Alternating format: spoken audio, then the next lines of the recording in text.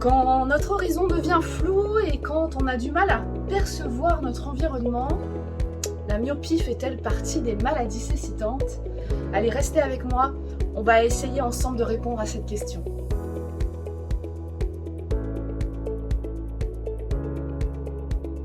Commençons tout de suite par visionner cette petite vidéo de notre chère professeure Isabelle Meunier qui vient nous expliquer dans la globalité déjà qu'est-ce que la myopie. Est-il possible de s'en prévenir? Y a-t-il des recommandations?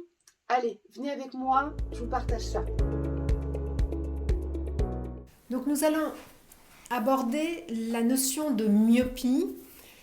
Cette myopie, il faut séparer ce qu'on appelle une myopie scolaire ou myopie d'indice. C'est un défaut de lunettes. L'œil est un peu trop grand par rapport à la configuration de la cornée et du cristallin. Donc cette myopie peut être corrigée avec des lunettes. Le patient a 10 dixièmes et sa rétine ne présente pas d'anomalie. C'est un défaut d'adéquation entre la longueur de l'œil et la valeur réfractive de notre lentille intraoculaire physiologique qu'est le cristallin. Je pense qu'il est temps de contacter Sébastien et de voir un petit peu avec lui quelles sont ses réponses à cette question. Salut Sébastien! Salut Fanny et salut tout le monde. Dis donc, j'ai une question. Qu'est-ce que la myopie? Et surtout, est-ce que c'est une maladie cécitante? Est-ce que tu peux nous en dire plus? Et surtout, est-ce que tu peux nous expliquer comment ça se passe à l'intérieur de notre œil afin que tout le monde comprenne? Alors, parlons de myopie. Dans le cas d'un œil normal, la cavité oculaire, l'œil a une forme plutôt ronde. Dans le cas d'une myopie, l'œil se déforme. Il s'étire, il s'allonge et il prend une forme ovoïde, ce qui change complètement la perception visuelle. Le cristallin, comme la cornée, est une membrane, une forme de lentille située à l'avant de l'œil qui permet d'obtenir une image nette sur la rétine. Or, dans le cas d'une myopie, justement, le point de netteté, au lieu de se situer sur la rétine, se situe un petit peu en avant, ce qui forme en réalité une image floue. On y oppose la myopie pathologique. La myopie pathologique associe ce problème de œil trop grand et une maladie évolutive indépendante de la myopie et de sa progression en termes de correction. Là, vous avez un processus qui va toucher la rétine. Ce processus est progressif et peu importe, en quelque sorte, comment évolue la réfraction et le besoin en lunettes.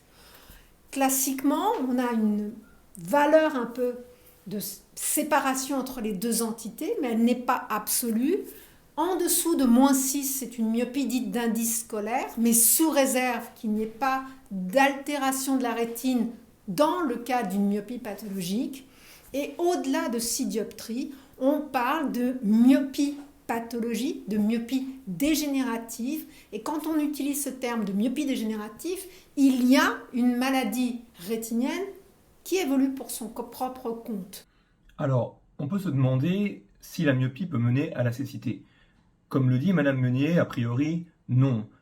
La myopie que l'on connaît, la myopie classique ou scolaire, c'est une myopie qui évolue jusqu'à l'âge adulte et qui ensuite se stabilise. Or, effectivement, il existe un second type de myopie, beaucoup plus rare et beaucoup plus inquiétant. Celui-ci, c'est une myopie qui évolue au-delà de l'âge adulte, qui continue d'évoluer et qui parallèlement touche la rétine et engendre une dégénérescence de cette membrane, ce qui, en réalité, à la fin, mène inexorablement à la cécité. Un enfant a un œil trop grand, il est myope. En grandissant, son œil va encore grandir. Donc, par définition, il va y avoir une majoration du décalage, de l'inadéquation entre la puissance de ma lentille et la longueur de mon globe oculaire. Donc, classiquement, les myopies scolaires peuvent progresser jusqu'à peu près 30 ans. La myopie pathologique, c'est une myopie plus une dégénérescence sur la rétine. La myopie n'est pas une pathologie rare. Pour la myopie scolaire, La myopie dégénérative est une entité plus rare, mais plus fréquente que la majorité des maladies héréditaires, génétiques de la rétine sur lesquelles nous travaillons. Dans ces maladies génétiques, il peut y avoir des myopies associées. Dans d'autres entités de ces mêmes pathologies génétiques sur lesquelles nous travaillons, à l'inverse, des patients peuvent être hypermétropes. Quel est l'intérêt et quels sont les moyens de réduire la progression du globe oculaire? Alors l'atropine peut avoir un rôle. Quels sont ces effets à distance? Il y a ce problème de l'éblouissement, puisque l'enfant va être dilaté en permanence, et que l'intérêt tout de même d'avoir un jeu de l'iris, c'est de protéger notre rétine de la luminosité. D'autres techniques sont proposées. Il y a des jeux de lentilles qu'on peut appliquer, qui sont des lentilles rigides qui vont retarder la progression de la myopie, mais là encore, ça peut être plus un intérêt dans les myopies pathologiques.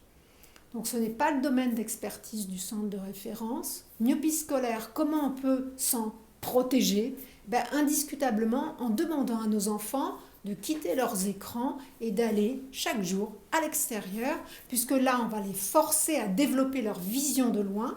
Et les épidémies de myopie qu'on voit en Asie sont liées au fait que je fais que de la vision de près.